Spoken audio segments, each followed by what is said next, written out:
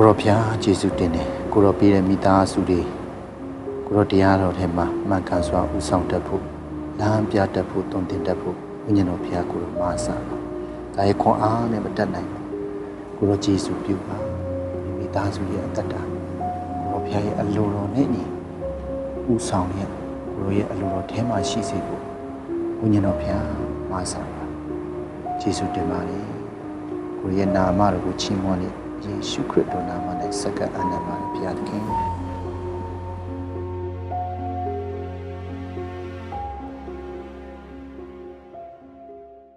ဘာမှတော့မချက်ရသေးပါလားဟာဟင်းလည်းဘာမှမရှိပါလားဩตาကြောင်းချိန်မိမြန်ချက်အောင်မ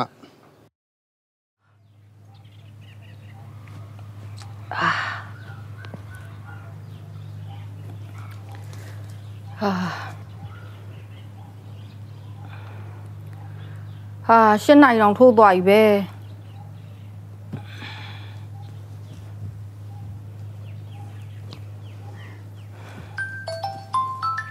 အိုးဘာတူပါလဲဟယ်လိုတငယ်ချင်းလားဒီနေ့ဘာလုံးပိုင်ရတော့ငါစီထွက်ခဲ့လေငါအိမ်မှာရှိတယ်နော်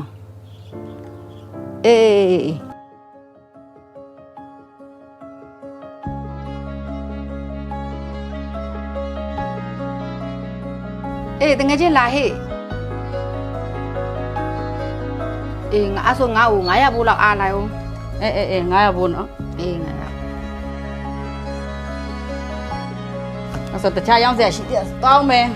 တငယ်ချင်းမေထမင်းစားရအောင်ကိုဖူးစားလိုက်ငါမအောင်မလှုပ်ရှုပ်နေလို့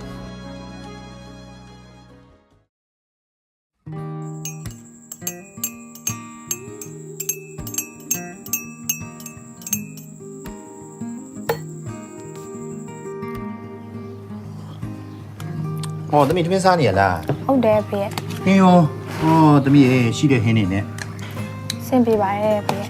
ဒါနဲ့ဖေးပြောသမီးပြောစရာရှိသေးတယ်ဖေးပြောသမီးကျူရှင်ရလဲဖွင့်တော့မှာပြီးတော့အဲ့ကျူရှင်အတွက်ကျူရှင်လာကြရလဲလိုရယ်ပြီးရင်ကျူရှင်မှာသုံးဖို့စာအုပ်တွေရောပြီးရင်ကျောင်းစာအုပ်တွေရောပြီးရင်ဖနက်ကလည်းဖေးပြတ်တော့မှာဖေရဲ့အစ်စ်ကဝယ်ဖို့လိုနေပြီသမီးကိုနည်းနည်းလောက်အဲ့ဒါလေးအေးသမီးရဲ့ဟုတ်ပြီလေဖေးအဲ့ဆိုညနေကျရင်ဖေးလုံမှာနည်းနည်းလေးပြောပြီးတော့ပတ်စံလေးယူခဲ့လိုက်မယ်မင်းမေရောမင်းအောင်မအလောက်ရှုံနေရထမင်းစားဖို့ခေါ်တာမလားဒီမှာတပည့်ရဲ့ထားလိုက်ပါမင်းကိုလည်းပြစ်တင်နေပါနဲ့မင်းရောစားရတာအဆင်ပြေတယ်နော်အဆင်ပြေအောင်စားနော်တပည့်ဟုတ်ကဲ့ဗျကျောင်းစားလေးစူးစမ်းနော်ဟုတ်ကဲ့ပါဗျဟုတ်ပြီအဲ့ဆိုဖေညနေကျရင်ပတ်စံလေးအဆင်ပြေအောင်ဖေစူးစမ်းခဲ့မယ်တလားဟုတ်ပြီစား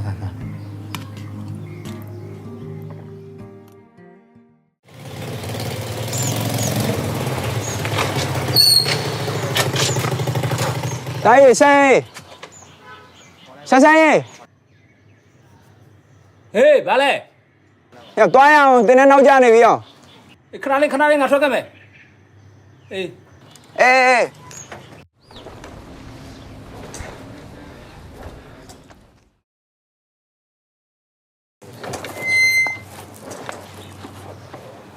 ငါသားဆိုင်ငယ်နှိုးလို့မရဘူးလားစုံနေအောင်ဖေးရလဲဘလို့နှိုးရမှာတော့ဗျာငါသားပလက်တွေပါတီချကြည့်ပါဦးမတငယ်ချင်းတွေကစောင့်နေပြီဖေးတို့ကလည်းဘာမှဖြည့်စည်းမှုလည်းမရှိဖေးနှုတ်ပေးမကြည့်ငါသားအကြောင်းနောက်ကြတော့မှာ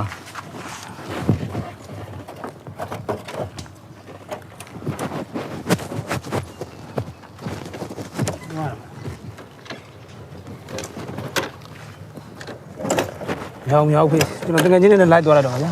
မဆိုင်ကတော့ဒီမှာဆိုင်ကတော့ငါသားလေကွာ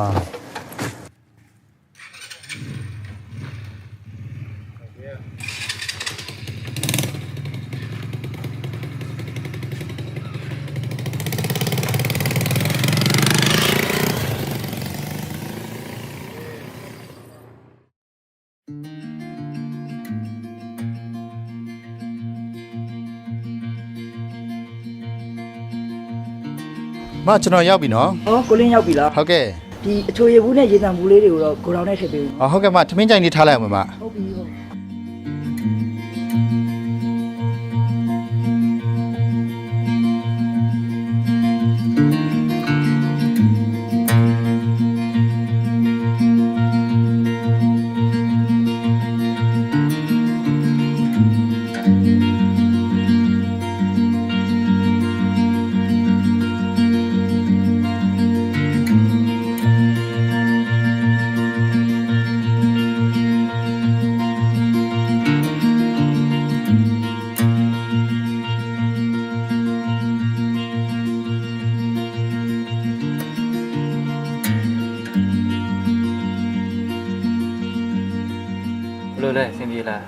ပြေတယ်တတိ မှားထားတဲ့ပစ္စည်းရောရောက်ပြီလား ရောက်ပြီဆရာသူတို့စီရင်ပေးထားသမျှတော့အကုန်လုံးလာပို့ထားတယ် တေချာလုံးနော် ဟုတ်ကဲ့ဆရာ မှားရရှိရတဲ့တေချာမှာနောက်မကြသေးဘူးပြီးတော့ဆိုင်မှာရှိရပစ္စည်းတွေတိတ်ကုန်တာပါနဲ့တေချာကြည့်အောင်နော် ဟုတ်ကဲ့တတိဟုတ်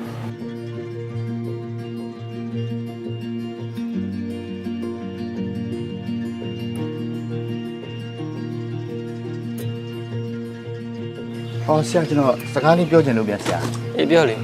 ဆရာကျွန်တော်ငွေလေးနည်းနည်းလောက်ကြိုထုတ်ချင်လို့ပါဆရာ ဟုတ်လားမင်းဘာဖြစ်လို့ ဆရာရဲ့ကျောင်းလေးလည်းဖွင့်ပြီဆိုတော့ကားသမီးတွေအတွက်ကျောင်းစိတ်လေးတွေလိုလို့ပါဆရာ အေးပါမိသားစုရေးဆိုတော့ထုတ်ပြလိုက်မယ်ဒါပေမဲ့အလုပ်တော့အရင်ထပ်ပို့ပြီးကြိုးစားနော်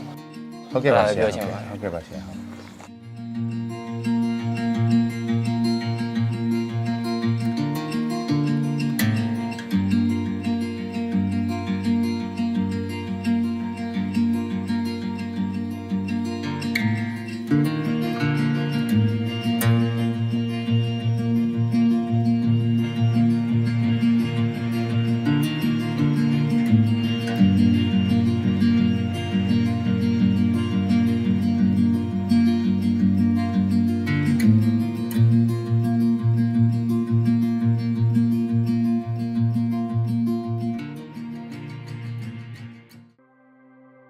ဟောရေးသမီးလာပါအောင် ဟုတ်ဖေ မိခုနေ့ကဖေကိုပြောထားတဲ့ဟာလေးဖေပတ်စံလေးကြိုးထားပြီးရှာခဲ့တယ်။နောက်သမီးအဲ့ဒါဖေကြိုးထားပြီးရှာခဲ့တာသမီးလိုတာလေးဝင်နော် ဟုတ်ဖေ ။ပိုရင်လည်းအမေကိုပေးလိုက်အောင်ဟုတ်လား ဟုတ်ကဲ့ ။ချွေတာပြီးတုံးတော့သမီး ဟုတ်ကဲ့ပါ ပတ်စံရှာရတာအဖေတိတ်ပြီးတော့မလွယ်တော့မလွယ်ဘူးနော်။အေး ကျေးဇူးပဲနော်ဖေ အေးအေး အဲ့ဒါသမီးအနောက်သွားလောက်မယ် အေးဟုတ်ပြီဟုတ်ပြီ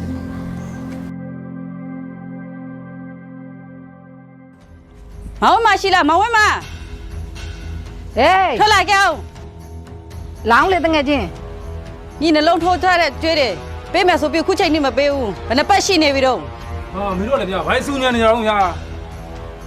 ဒီပါအောင်ဟာလာစားမထုတ်သေးလို့နော်ဒီဘက်ဝင်ချင်းနေကြားမှာဆိုလို့တိုးတိုးပြောပါအေးညီကလည်းပေးမယ်ပြောပြီးတော့ဘယ်နှစ်ရက်ကြားနေပြီးတော့နင်ထိုးတော့ကထိုးပြီးတော့ပေးเสียရှိရပေးဟဲ့ ။အာဘာဖြစ်နေကြရတော့အလုတ်သွားကန်ကြီးကိုကွာဘာတွေဖြစ်ကြရတော့ ဒီမှာလေရှင်းမိတ်မထိုးထားတဲ့နှလုံးကျွေးတွေလာတောင်းတာနဲတော့ဘူး ။ဟောအေးပါရှင်ပြောင်လုပ်ပေးပါမယ်။ဟိုကြီးကြီးမလုပ်ပါနဲ့။ဒီလေအောင်ဖြည့်ရှင်းပေးမယ်နော် ညီစကားညီးတီနော်3ရက်အတွင်းဆောင်ပေးမယ်3ရက်အတွင်းမှမပေးရင်တော့ပစ္စည်းတွေလာသိမ်းမှာ ကိုလေးတာရမှုပြီးရန်ဖြစ်နေလို့စိတ်အောင်ရောက်နေတယ် အေးငါသားရေမသိကောင်းမပြောက်ကောင်းဒဏ်ရာတွေကလည်းများလိုက်တာ အာနားတော့မရ အေးနောက်ကကြရင်နော်အဲ့ဒါရံဖြစ်တာလို့ဘာလို့မလုံးနဲ့ သူတို့ကရင်စတာမေရ ဒီပါ ။ဒီကွာငါတို့မိသားစုလည်းဘာဖြစ်နေမှန်းကိုမသိဘူး။ဖះထဲမှာဒါရွေးခုံလုံးဖို့လိုနေပြီ။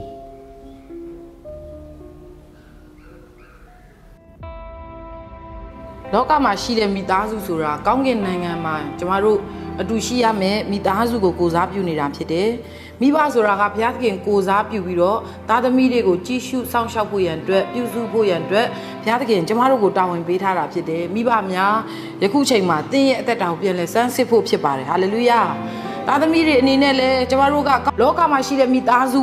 ကိုယ့်ရဲ့မိဘတွေကိုမယိုသေးဘူးမလေးစားဘူးသူတို့စကားနားမထောင်ဘူးဆိုရင်ကျမတို့ကဘုရားသခင်စကားကိုနားမထောင်တာနဲ့အတူတူပဲဖြစ်ပါတယ်အဲဒါကြောင့်မိဘများကလည်းမိဘတာဝန်ကျေရမှာဖြစ်တယ်ဘုရားသခင်ပေးတဲ့ယရနာတွေကိုဘုရားသခင်ပေးတဲ့မိသားစုကိုဘုရားသခင်လိုတော်တိုင်းပြုစုရမှာဖြစ်တယ်လို့သားသမီးတွေကလည်းဘုရားသခင်ကိုချစ်တော်အဖြစ်မိဘတွေကိုယိုသေးစွာပြုရမှာဖြစ်တယ်မိဘတွေစကားကိုနားထောင်ရမှာဖြစ်ပါတယ်ဟာလေလုယာရောက်စီတိုင်းဒီနှုတ်ကပတ်တော်လေးအဖြစ်ဘုရားသခင်ကောင်းကြီးပေးပါစေ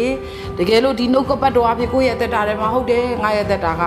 ကောင်းကင်နိုင်ငံမှာရှိတဲ့မိသားစုကိုကိုစားမပြုဘဲနဲ့ငါရဲ့အသက်တာကမှားယွင်းစွာအသက်ရှင်ခဲ့မိတယ်မိသားစုကိုမပြုစုခဲ့ဘူးမိဘကိုယိုသေးစွာ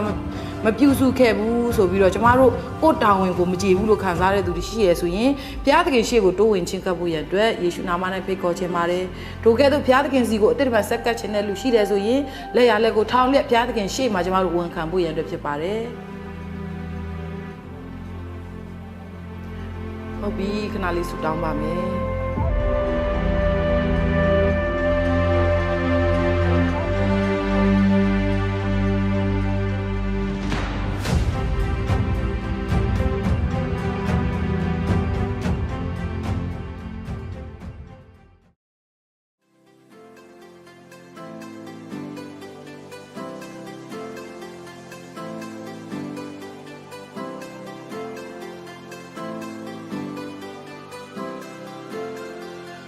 ဖေးသားလည်းတောင်းမှန်တယ်ဟိုနေ့ကဆိုင်ငယ်ကိစ္စအတွက်ဖေး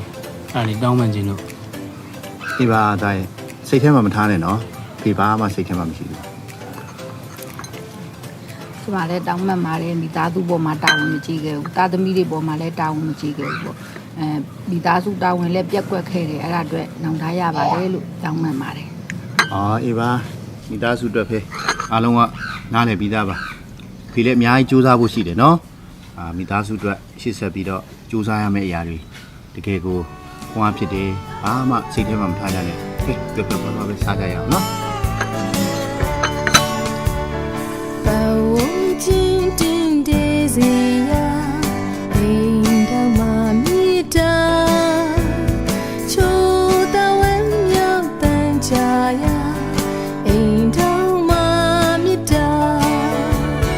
ချမ်းသာငြိမ်သက်ခြင်း